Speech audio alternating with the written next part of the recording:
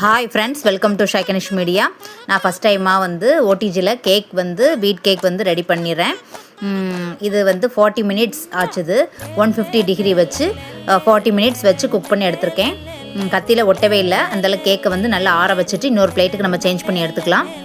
இன்றைக்கி என்னோடய ஹஸ்பண்டோட February 19th வந்து அவங்களோட பர்த்டே.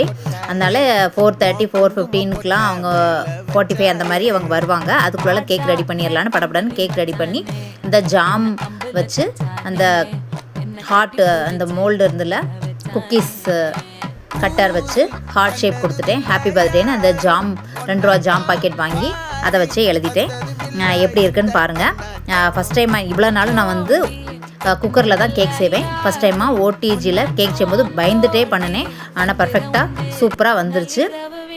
இந்த நட்ஸ் கட்டருமே நான் ஃபுல்லாக அந்த வீடியோவில் போட்டிருக்கேன், பாருங்கள், யூஸ்ஃபுல்லாக இருக்கும்.